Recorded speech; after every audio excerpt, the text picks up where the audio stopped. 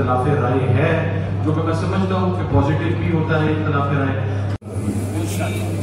ربنا آتنا فی الدنیا حسنۃ وفی الآخرۃ حسنۃ وقنا عذاب النار.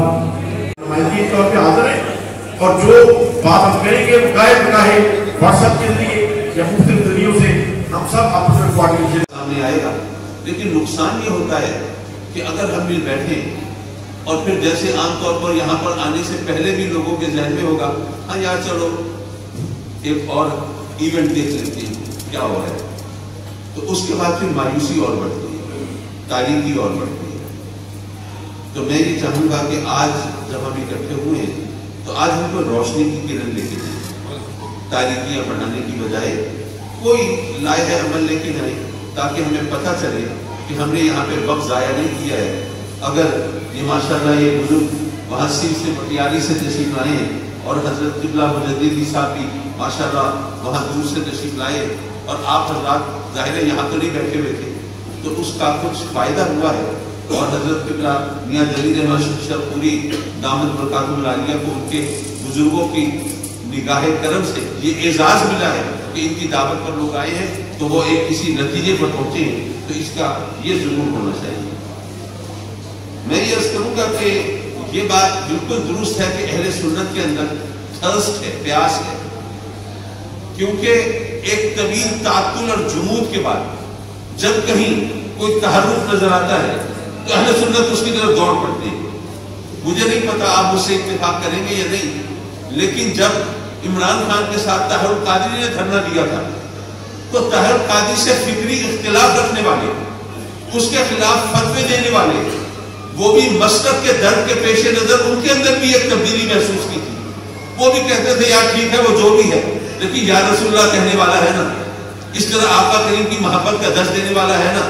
تو چلو اس کے ہاتھ مضبوط کرو کہیں سنی نظر تو آئے. میں اس سوچ کو اس لحاظ سے ضرور اپریشیٹ کرتا ہوں کہ انہوں نے اپنا نہیں سوچا کہ ہم نے تو اس کے خلاف فتوے دیے میں ہمارا کیا بنے گا. نہیں، انہوں نے اپنی ذات کی نفی کر کے مسلک کی خاطر انہوں نے قربانی دینے کا سوچا. تو یہ بات تو قابل تعریف ہونی چاہیے. لیکن بہرحال وہ طاہر القادری صاحب جب لوگوں سے وہ کفن پہنا کے اور قبریں کھدوا کے جب وہ خالی قبریں چھوڑ کے چلے گئے تو ظاہر ہے کہ اس کا اثر تو ہونا تھا. لیکن میں آج کی محفل کی بانی اور میزبان حضرت قبلہ صاحبزادہ میاں جلیل احمد صاحب شرپوری دامت برکاتہ العالیہ کو اس عظیم الشان کنونشن کے انعقاد پر ہدیہ تبریک پیش کرتا ہوں، کیونکہ یہاں پر وہ ہستیاں تشریف فرما ہیں جن کے بارے میں بار بار کہا گیا کہ وہ لاکھوں کروڑوں دلوں کی سرکن ہے اور ایک دنیا ان کے نقش قدم کو اپنے لیے مشکل راہ سمجھتی ہے. اتحاد و اتفاق کی برکتوں پر، اہمیت اور ضرورت پر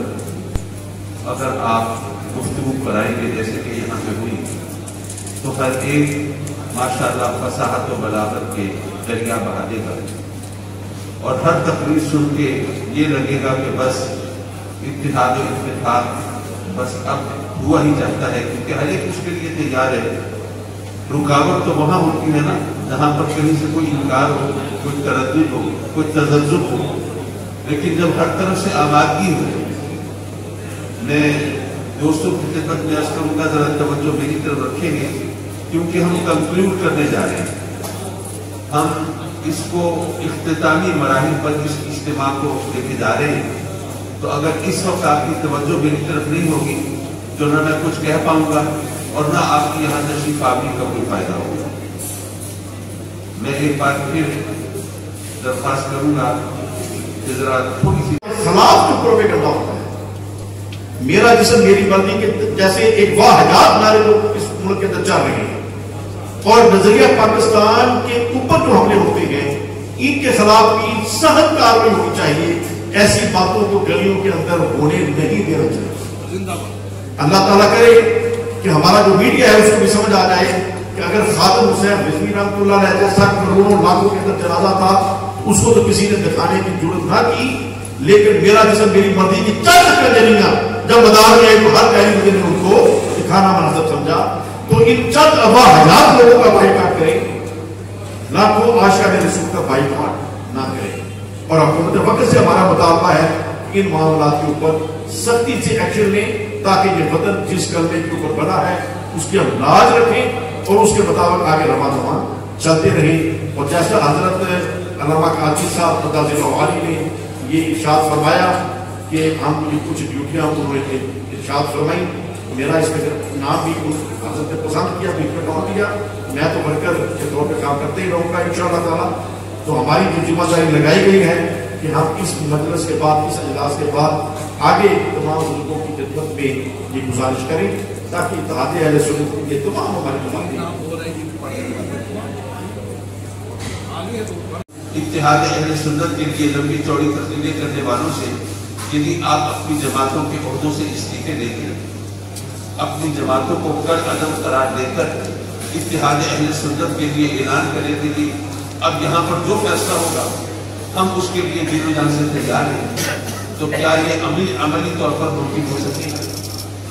میرا خیال بڑا مشکل ہوتا ہے. وہ اس لیے کہ آپ اکیلا آدمی نہیں ہوتا نا,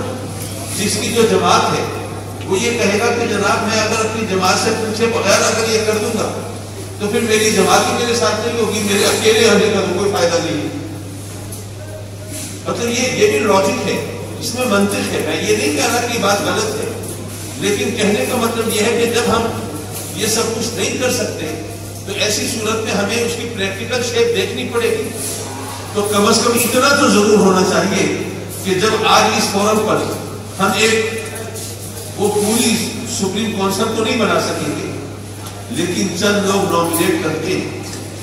اور پھر یہ مطالبہ یہ ہوگا کہ جو حضرات بھی اس سنی سپریم کونسل کے ممبر بنے تو وہ یہ حلف دیں کہ یہاں پر جو فیصلہ ہوگا ان کی پسند ناپسند کچھ ہو, ان کی ترجیحات کچھ ہوں, لیکن اس کے بعد پھر وہ اس فیصلے کے بہرحال دل و جان سے پابند ہوں گے اور کسی صورت میں اسے انحراف نہیں کریں گے. اور اگر ہم ایسا نہ کریں تو پھر ایسی صورت میں پھر یہاں آنے کا کوئی فائدہ نہیں ہوگا. حامد سید قادری صاحب ہمارے بزرگ بھی ہیں, بڑے بھائی ہیں, جنہوں نے بطور خاص مکالمہ اور پھر سکھ سے تشریف لائے, کشمیر سے تشریف لائے, اور جو بزرگ گفتگو نہیں فرما سکے لیکن یقیناً ان کی تشریف آوری اس بات کی دلیل ہے کہ کیونکہ ہم نے یہ ایجنڈا یہ تمام چیز. اور اگر آپ کی باہمی گفتگو زیادہ اہم ہے تو پھر آپ مجھے فرما دیجیے, میں مشتبہ خراشی کی ضرورت نہ کروں. میں یہ عرض کر رہا تھا کہ اگر اتحاد و اتفاق کی اہل سنت کی اہمیت و ضرورت کی بات ہے تو ہر ایک اس پر ایک طویل تقریر کرنے کے لیے تیار ہے, وہ بھی ہے اور ظاہر ہے وقت کی ضرورت ہے. لیکن سوال یہ ہے کہ کیا صرف مشاہد کی تنظیمیں اکٹھی کرنے سے مسئلہ حل ہو جائے گا؟ کیونکہ ہم یہاں پر ایک سیاسی اتحاد کی بات کر رہے ہیں. ہم چاہتے ہیں کہ ایوان اقتدار میں اہل سنت کی نمائندگی ہو.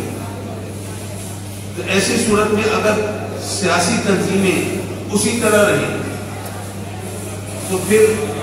یہ سیاسی اتحاد نہیں بن پائے گا اور وہ اتنا مؤثر بھی نہیں بن پائے گا, اس کو اتنی اہمیت بھی نہیں ملے گی. دوسری بات یہ ہے کہ اگر سیاسی گروپ اپنی جگہ برقرار رہیں گے تو ہر گروپ کی کسی نہ کسی سے وابستگی ہوتی ہے. میں کسی اور کی بات کروں تو شاید الزام سمجھا جائے. میں اپنی بات کرتا ہوں, میرا تعلق پاکستان پیپلز پارٹی سے تھا, ٹھیک ہے آج نہیں ہے, لیکن بہرحال چونکہ وہاں پہ میرے دوست احباب ہیں, چاہے زرداری صاحب ہو, بلاول صاحب ہو, چاہے یوسف رضا گیلانی ہو, یہ سب سے میرے ذاتی مراسم ہیں. تو ہو سکتا ہے کہ میں یہ کہوں کہ جی اتحاد و اتفاق ہو تو پیپلز پارٹی سے ہو تاکہ وہاں پہ میری بات سنی جائے گی, مجھے اچھی سیٹ مل سکے گی, میری مرضی چلے گی. لیکن اگر دوسرا گروپ ہے اس کی وابستگی کہیں اور ہے, وہ میں ادھر راہ ہموار کروں گا, وہ ادھر راہ ہموار کریں گے, ہم اس کھینچا دانی اور رسا کشی میں لگے رہیں گے, نتیجہ کچھ بھی نہیں نکلے گا. اس کے علاوہ یہ کہ اگر محض ذاتی تعلق کسی سے ہو, ضروری نہیں کہ میرا اگر ان سے ایک تعلق ہے تو میں اس کو سیاسی رنگ دینا چاہوں, ایک ذاتی تعلق ہے, میل جول ہے, آنا جانا ہے, لیکن ماشاءاللہ ہمارے ہاں طریقہ یہ ہے کہ اس ذاتی تعلق کو اس انداز سے, اس رنگ سے پیش کیا جاتا ہے, اور میں ایک لفظ معذرت کے ساتھ پیش کر رہا ہوں, اس بےہودگی سے پیش کیا جاتا ہے کہ آدمی کو سمجھ نہیں آتی کہ اس کا جواب دے تو دے اور کیسے دے، کیا کرے۔ تو ہم اگر میں جسارت کر رہا ہوں، حضرت سے میں نے گزارش اور بھی دوسروں نے باتیں کی، ان کی جو توضیحات انہوں نے بیان کی ہیں وہ میرے سمجھ سے ناسمجھی کے اوپر ہے۔ یہ قانون سراسر غیر اخلاقی ہے، غیر شرعی ہے۔ جو تنظیمات رفاہی ادارے کام کر رہی ہیں، لوگوں کے فری علاج کر رہے ہیں، فری آنکھوں کے آپریشن کر رہے ہیں، یہ تو ایک سازش رکھتی ہے کہ وہ کام ہی کرنا چھوڑ دو۔ اگر عبدالستار نیتی کو کہہ دیا جائے جو پوری دنیا کے اندر مشہور ہے، بہت بڑا رفاہی ادارہ، کہ آپ اپنی آمدنی کا حساب دے دیں کس کس نے پیسے دیے، تو وہ لسٹ دینے کی پوزیشن میں نہیں ہے۔ اس طریقے سے کوئی بھی آستانہ جو لنگر چلا رہے ہیں، تبلیغی کام کر رہے ہیں، مدرسے چلا رہے ہیں، اگر انہیں کہا جائے کہ اب تمام وسائل نے کس کس نے پیسے دیے، کس نیک کام کے لیے، تو یہ حساب ہر ایک کا دیا نہیں جا سکتا۔ گرفت ہونی چاہیے جو اس آڑ کے اندر دہشت گردی کا باعث بن رہی ہے، اس پیسے کو مسجدوں کے نام پہ اکٹھا کر کے ملک کے وقار کے خلاف یوز کر رہے ہیں، دہشت گردی کے لیے یوز کر رہے ہیں، ان کے اوپر گرفت ہونی چاہیے اور ان کے اوپر چیک اینڈ بیلنس ہونا چاہیے۔ لہذا ہم یہ مطالبہ کرتے ہیں کہ حکومت وقت اس قانون کو واپس لیں، وگرنہ ہم اپنے طور پہ جو بھی کوشش کر سکے وہ انشاءاللہ تعالیٰ کرتے چلے جائیں گے۔ دوسرے نمبر پہ جو اجلاس کے اندر جو طے ہوا وہ ہم نے سب سے پہلے بات کر لی، اور سب سے اہم چیز توہین رسالت کے اوپر جو ہمارا قانون بھی موجود ہے، لیکن کبھی بھی ہمارے قانون نے اس کے مطابق سزا نہیں دی۔ جب سزا نہیں دیتے اسی کا نتیجہ ہے کہ پھر غازی ممتاز قادری جیسے مجاہدوں کو آگے نکلنا پڑتا ہے،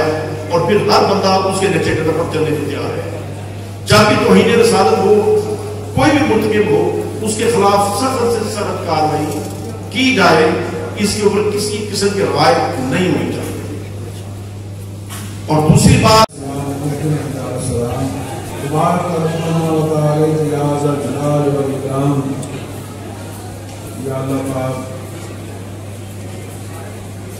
قدم قدم چل کے آنا اور آپ کا ذکر اذکار کرنا، الوسواب سارے اندر ملکاتے ہیں لنکریں میں نازران و قدرت اقدار عطا فرماؤ۔ یا اللہ پاک، اس کو پہلا نہیں بزرگوں کے اوپر امید رکھی جا رہی ہے کہ کمیٹمنٹ دیں گے اور مل جل کر ہم آگے وہ اپنی کافی کریں گے۔ تو ایک تمام دوستوں سے جیسا کہ ہمارے بھائی، یا اللہ پاک وہ جن کی ضرورت آج رہنے سننے کا کیا کریں گے، یا اللہ پاک انہوں نے میرا اجر و ثواب عطا فرماؤ، اور حضرت میاں جلیل احمد شرف پوری اور میاں